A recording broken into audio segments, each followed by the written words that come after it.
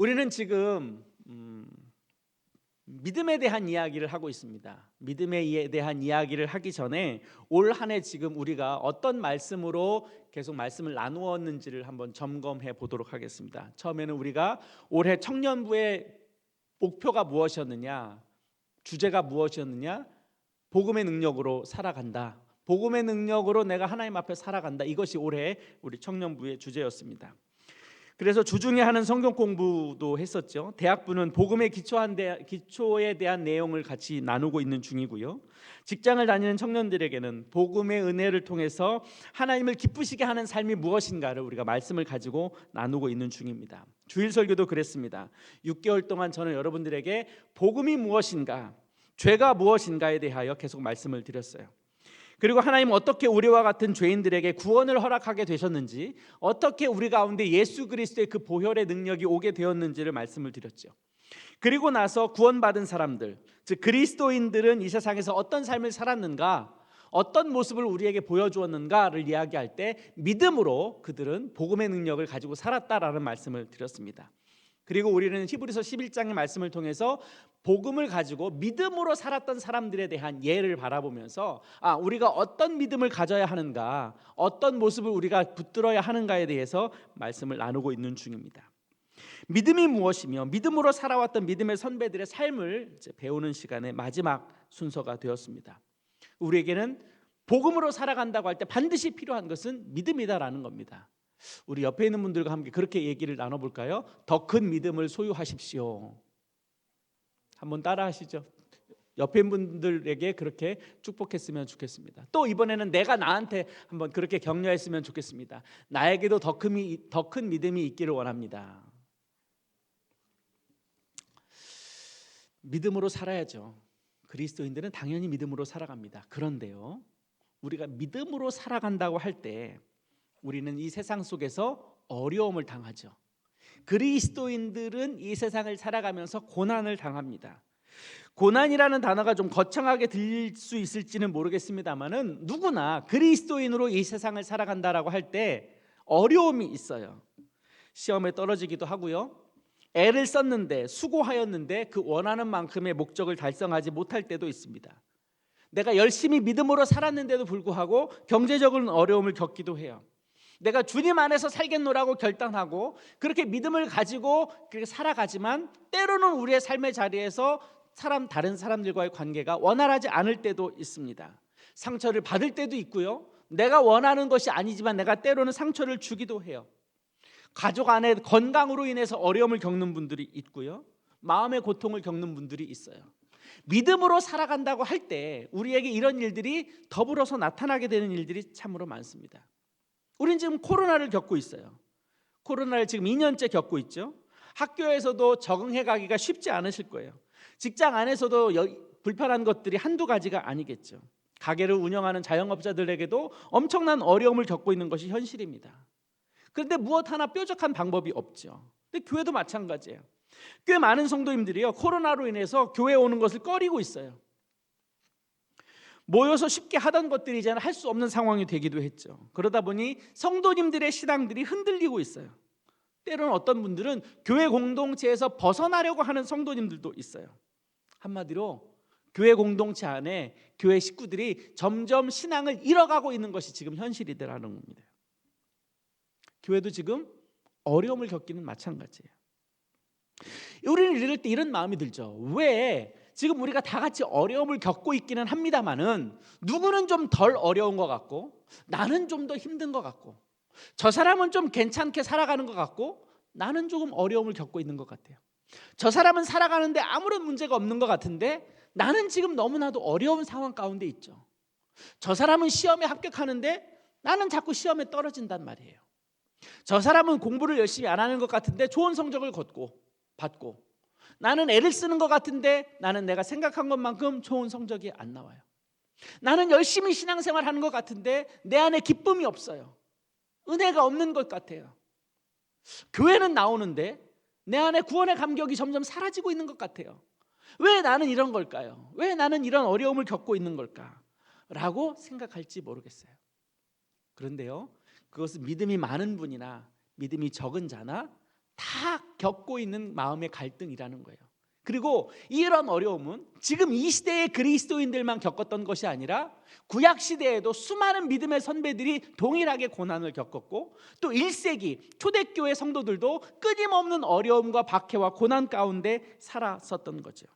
구약 시대도 그렇고 초대교회도 그렇고 어느 세대를 막론하고 하나님 앞에서 살아가는 사람들에게는 늘상 어려움이 있어 왔다는 거예요.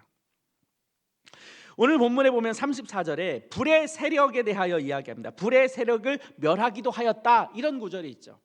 여기서 말하는 불의 세력을 멸하기도 하였다라고 해당되는 그 주인공이 누구냐면 다니엘의 세 친구들이에요.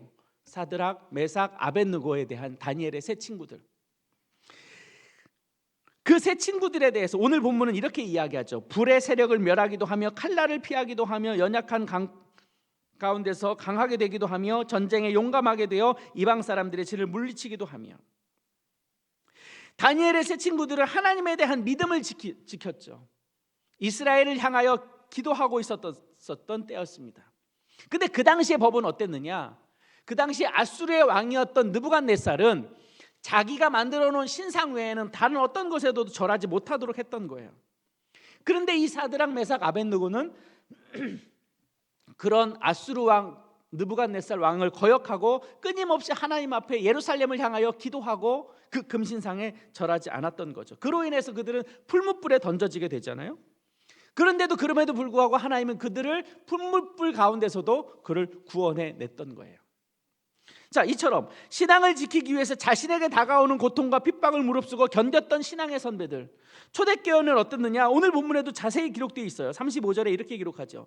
여자들은 자기의 죽은 자들을 부활로 받아들이기도 하며 어떤 이들은 더 좋은 부활을 얻고자 하여 심한 고문을 받되 구차히 풀려나기를 원하지 아니하였다.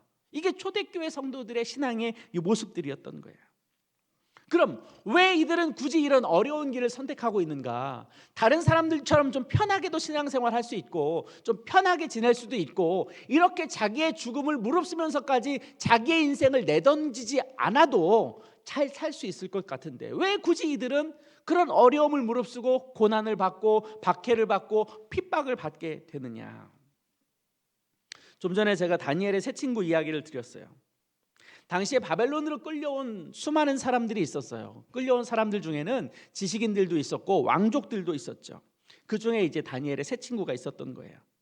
다른 사람들처럼 느부갓네살의 금신상에 절하면 아무 문제가 되지 않았어요. 그 당시에 이스라엘에서 포로로 끌려온 많은 사람들이 있었단 말입니다. 근데 그들은 느부갓네살이 세우는 금신상 앞에서 아무런 거리낌 없이 절을 했었어요. 우상의 절을 할 수 있었던 거죠. 그러면 아무 문제가 없었던 거예요. 근데 이 세 사람은 그렇게 하지 않았어요. 그럼에도 불구하고 그들은 자기의 인생을 던져서 금신상 앞에 절하지 않았어요. 왜냐? 그들에게는 여호와 하나님만을 섬기겠다고 작정한 그들의 믿음과 신앙이 있었다는 거예요. 그래서 이 다니엘의 세 친구가 느부갓네살 앞에 이렇게 고백합니다. 다니엘서 3장 17절 18절에 기록되어 있는 내용인데요. 자막 보여주시고요. 왕이여, 이게 그 세 친구가 느부갓네살 왕에게 하는 이야기입니다. 왕이여, 우리가 섬기는 하나님이 계시다면 우리를 맹렬히 타는 풀무불 가운데서 능히 건져내시겠고 왕의 손에서도 건져내시리이다. 그렇게 아니하실지라도 왕이여, 우리가 왕의 신들을 섬기지도 아니하고 왕이 세우신 금신상에게 절하지도 아니할 줄을 아옵소서. 내가 이 어려움을 당하고 있는데 당신이 설령 풀무불 가운데 우리를 던져 넣더라도 하나님이 우리를 살리실 거예요. 그것 하나. 두 번째는 그렇지 않고 우리가 풀무불 안에서 불에 타서 죽을지언정 그럼에도 불구하고 나는 당신이 세운 금신상 앞에 절하지 않을 것을 아십시오. 이렇게 이야기하고 있는 거예요. 그래서 이 말을 들은 느부갓네살이 더 열받았죠. 더 화가 났죠. 그래서 평상시 풀무불보다 7배를 더 뜨겁게 했어요. 그래서 어떻게 되었느냐? 이 세 친구를 풀무불 가운데로 끌고 간 그 사람들은 불타 죽었고 이 세 친구는 하나님과 더불어 그 안에서 아무런 어려움 없이 털끝 하나 상하지 않고 하나님께서 보호하셨다라는 것이 성경에 기록된 내용이죠. 그들이 어떻게 그럴 수 있었느냐? 자기의 죽음을 무릅쓰고서라도 그렇게 하기를 원했던 것이 뭐냐? 하나님을 섬기고자 하는 그 마음을 포기하지 않았다라는 겁니다. 이것이 우리에게 아주 유명하게 내려오는 사건이죠. 그러면 이제 여러분들이 이렇게 생각하실 수 있어요. 그래도 어려움을 이겨낸 사람이니까, 성경 안에 기록된 인물이니까 그를 영웅시하면서 대단한 업적을 이루었고 하나님이 그를 보호하셨으니까 하나님의 역사 가운데 그런 이야기를 남겨놓고 있겠지, 그렇게 생각할 수 있으실 거예요. 왜? 그런데 그들은 왜 그렇게 하지 않았느냐? 그들은 여전히 하나님을 신뢰하고 하나님을 믿고자 하는 마음이 그 마음 가운데 있었다는 거예요. 오늘 보면 36절 다시 보세요. 조롱과 채찍질뿐 아니라 결박과 옥에 갇히는 시련도 받았다. 이것도 구약에 나오는 선지자들의 이야기예요. 37절 돌로 치는 것, 톱으로 켜는 것, 시험과 칼로 죽임을 당하고 궁핍과 환난과 학대를 받았다. 이런 고백도 있죠. 구약의 선지자들이 그랬어요. 예레미야 선지자는 어떻게 됐냐? 동족에 의해서 돌에 맞아 죽었어요. 우리가 잘 알고 있는 그 예레미야 선지자는 자기 동족에게 돌 맞아 죽었어요. 이사야 선지자는 어떠했느냐? 그는 왕족이었어요. 누구에게도 위해를 당하지 않을 만한 신분이 있었어요. 그런데 어떤 일이 발생되느냐? 그의 손자격인 므낫세 왕에게 의해서 톱으로 켜서 목숨을 잃었어요. 자신의 동족에 의해서, 이방인에 의해서 죽은 것도 아니고 왕족이 자기의 조카뻘인 므낫세 왕에 의해서 톱질로 몸이 잘려나가는, 그렇게 모욕을 받았고 그렇게 부끄러움을 당하기도 했어요. 그들은 왜 이런 고통을 당하는가? 하나님께서 그들에게 주신 말씀을 있는 그대로 백성에게 전했기 때문에 그래요. 가감없이 사람 눈치 안 보고 세상 편익에 따라가지 않고 눈에 보이는 것을 쫓지 않고 끝까지 하나님께서 그에게 말씀하시고 명령하신 것을 그대로 따라 행한 것밖에 없는데, 그 결과로 예레미야는 돌 맞아 죽었고 이사야는 왕에 의해서 톱질을 당해서 죽게 되는 결과를 맞이하게 된 거죠. 만약 그들이 그런 선택을 하지 않았더라면, 예를 들어 예레미야가 이스라엘 백성에게 험악한 말로 하나님께서 너희들을 멸하실 것이다 라고 하는 말을 하지 않았더라면, 이사야가 망해져 가는 이스라엘 백성을 향해서 너희들이 그렇게 되면 하나님께서 너희들을 징벌하실 것이다, 하나님께서 너희들을 심판하실 것이다 라고 말하지 않았더라면 이사야는 안 죽었겠고 예레미야도 안 죽었겠죠. 그런데 그럼에도 불구하고 왜 그들은 그런 선택을 하게 되었느냐? 자기가 이 세상 속에서 편하게 살아가는 것보다 더 중요한 것이 있었다는 거예요. 그게 뭐냐면 나와 하나님과의 관계. 한번 따라 하실까요? 나와 하나님과의 관계. 이것이 믿음 있는 자가 붙들어야 할 중요한 삶의 태도인 거예요. 하나님의 사람들, 우리가 쉽게 이야기할 때 그리스도인, 우리가 생각할 때 정말 좋은 그리스도인, 믿음으로 사는 그리스도인이라고 하는 사람들이 보통 자기의 삶에서 자기의 삶을 통찰하고 자기의 삶을 반추하고 자기의 모습을 빗대어서 모델로 삼는 것이 뭐냐라고 한다면 바로 예수 그리스도의 십자가예요. 예수 그리스도의 십자가를 바라보면서 예수 그리스도의 십자가를 생각하면서 나 자신을 돌아보게 되는 거죠.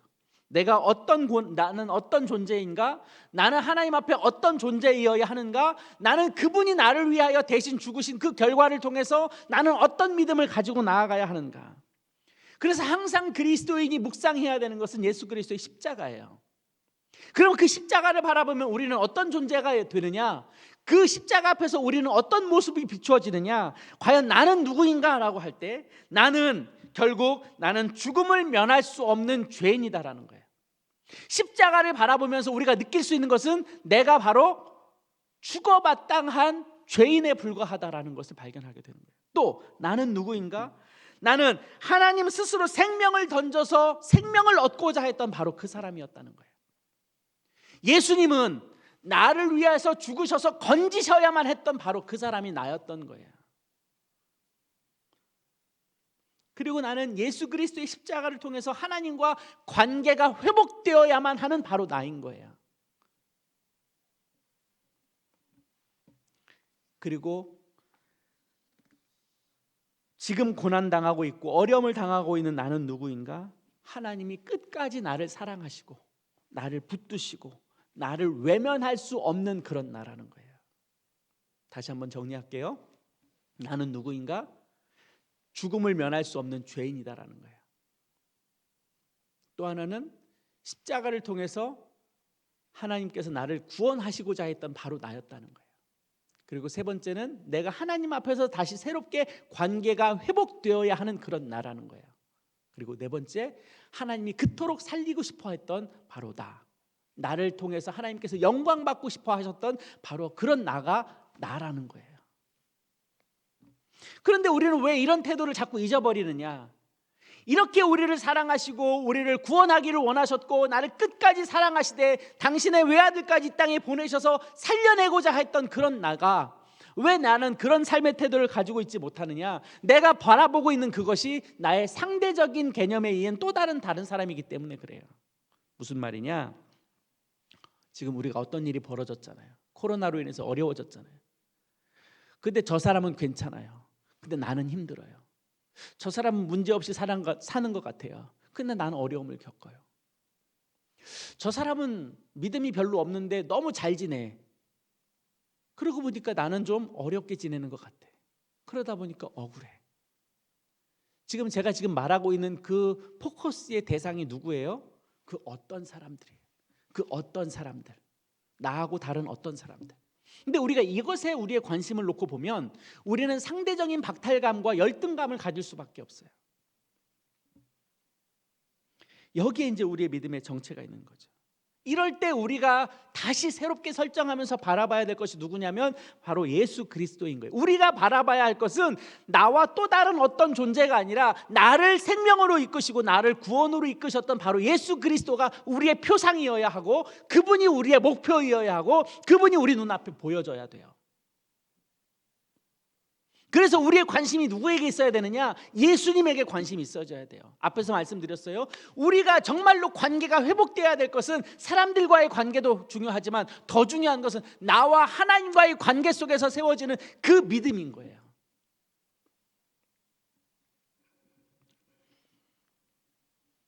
그래서 믿음 있는 삶은 하나님과의 관계로 세상을 바라보는 안목이 필요해요. 성경에 기록된 믿음의 선배들은 모두 그렇게 살았어요. 조롱도 받았고 채찍 맞고 결박과 옥에 갇히기도 했고요. 시련을 받았어요. 심지어 궁핍과 환난과 학대도 받았어요. 하지만 그것에 굴복하지 않고 그들은 끝까지 믿음을 지킬 수 있었어요. 예수를 믿는다는 건 바로 그런 거예요. 세상의 목적을 두기보다 하나님과의 관계와 하늘의 소망을 두고 살아가는 것이 그리스도인의 목적이에요. 우리의 시민권은 이 땅에 있지 않아요. 하늘에 있어요. 땅에 있는 것이 아니에요. 우리는 더 큰 소망이 우리를 기다리고 있다라는 거예요. 이것은 어느 세대를 막론하고 우리에게 동일하게 적용이 됩니다.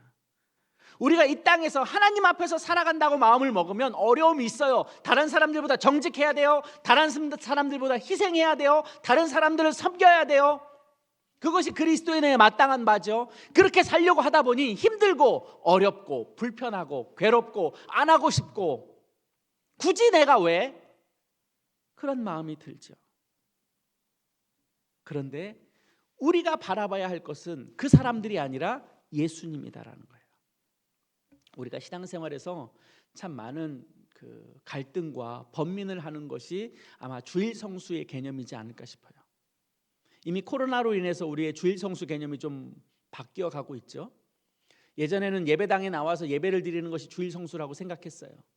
그런데 이 코로나 상황이 되다 보니까 교회에 못 나오는 상황이 됐죠. 그래서 집에 들어가서 온라인을 켜놓고 예배를 드리게 됐어요. 그런데 온라인 켜놓고 예배를 드리다 보니까 예배가 잘 되던가요? 어떠세요? 물론 그것도 주일 성수일 수 있어요. 그런데 그것보다 더 중요한 것은 내가 오늘 예배 드렸다보다 더 중요한 것은 내 예배를 하나님께서 받으시더냐 하는 거예요. 우리가 어디서 예배를 드리는지 전혀 상관없어요. 그런데 어디에서 어떤 형태로 예배를 드리느냐와 상관없이 나는 오늘 하나님 앞에 정직하게 예배를 했고 하나님은 지금 내 예배를 받으셨느냐 하는 거예요. 이것이 우리의 주일 성수의 중요한 개념이에요. 여러분들이 지금 이 자리에 앉아 있다고 해서 하나님께서 여러분들의 예배를 받으시느냐? 그건 제가 장담할 수 없어요. 하나님이 여러분 한 분 한 분의 심령 가운데 역사하시는 그 은혜에 따라서 하나님께서 여러분들 예배를 받으시거나 안 받으시거나 그러시겠죠. 온라인으로 예배를 드려요. 그래도 하나님께서 받으실 만한 예배가 있어요. 그 심령이 하나님 앞에 온전히 전달되면 하나님께서 받으실 만한 예배가 되겠죠. 바로 그걸 얘기하는 거예요. 어디에 있느냐, 무엇을 하느냐가 아니라 어디에 있을 때 어떤 마음이냐, 무엇을 할 때 어떤 마음이냐가 우리에게 중요한 거예요. 그래서 중요한 것이 나와 하나님과의 관계성에서 설정되는 우리의 믿음인 거예요. 또 하나, 우리가 신앙생활 하면서 빠질 수 없는 게 이제 헌금인데요. 저는 여러분들을 바라보면서 좀 아쉬운 마음이 좀 들 때가 많아요. 물론 여러분들이 개별적으로 다 헌금을 하겠다라는 생각은 하면서도 때에 따라서 여러분들이 정말로 하나님 앞에 여러분들의 예물을 구별하여서 드리는가에 대한 의심도 좀 생기기도 해요. 11조는 더더군다나 그렇고, 헌금 안 드려도 상관없어요. 그런데 헌금을 드릴 거면 잘 드려야 될 것 같아요. 하나님한테 우리가 가지고 있는 재물을 그냥 일부를 떼서 넣는 것이 하나님의 드리는 헌금이 아니에요. 헌금은 우리의 마음을 드리는 거고 우리의 전부를 드리는 거예요. 우리의 전부를 드려야 하지만 하나님께서 우리를 위해서 우리의 일부를 떼서 드리기를 원하셨던 거예요. 그러면서 하나님은 어떻게 여기셨느냐? 네가 나한테 다 바쳤다라고 하나님께서 그렇게 여기셨다고 말씀을 하신 거거든요.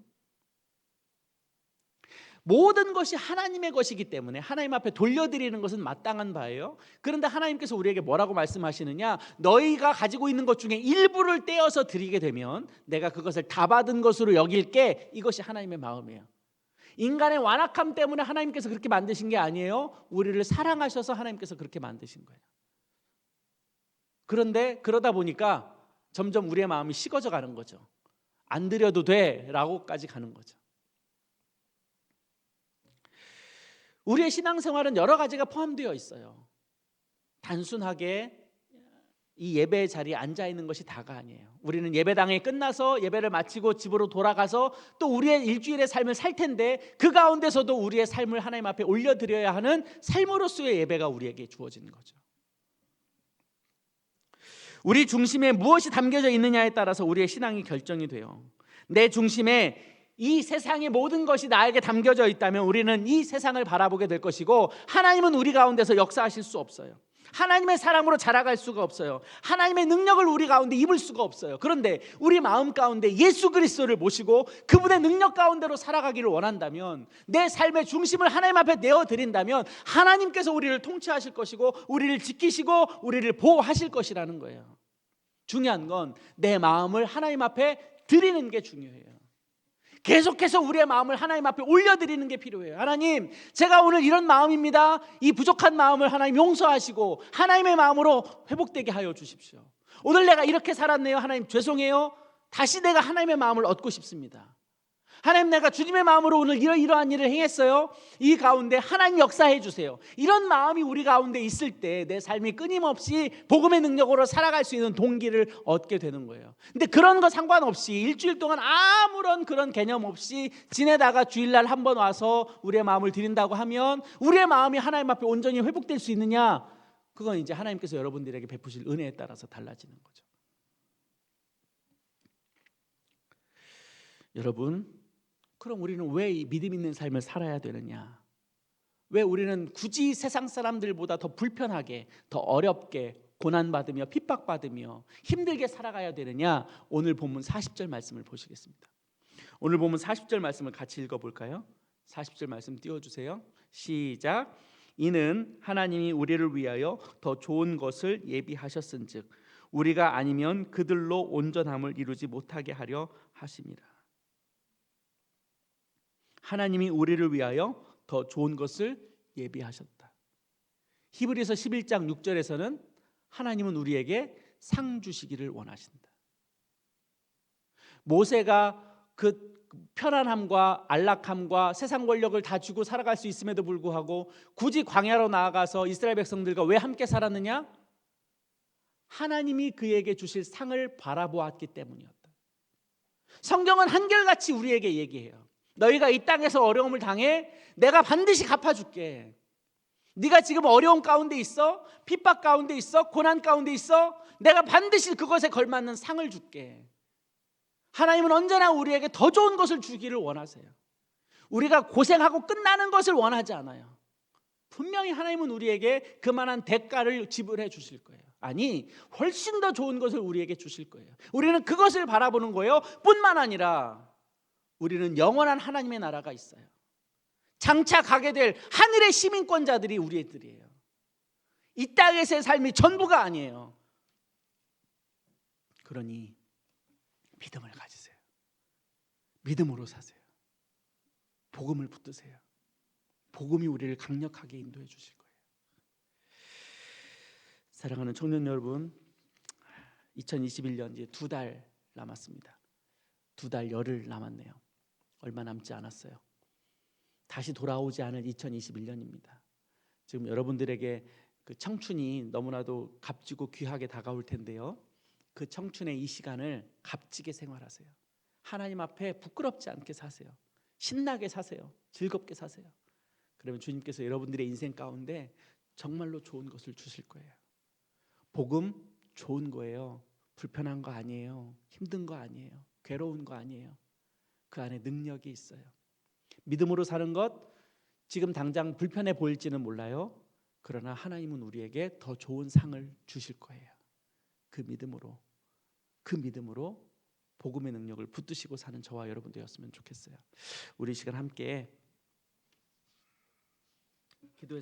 기도했으면 좋겠어요. 반주해 주시고요. 믿음에 대한 이야기를 오늘로 마감합니다. 아벨에 대한 믿음도 얘기했고요. 노아에 대한 믿음도 이야기했고요. 아브라함에 대한 믿음도 이야기했어요. 노아에 대한 이야기도 했죠. 오늘 저는 사드락 메삭 아벳느고에 대한 이야기도 했어요.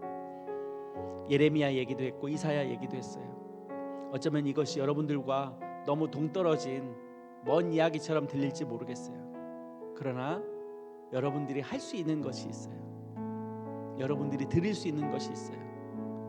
여러분들의 마음을 드리세요. 주님 앞에 여러분들의 진심을 담아서 하나님 마음을 기쁘게 해드렸으면 좋겠어요. 그러면 하나님께서 여러분들에게 은혜를 베푸실 줄로 믿습니다.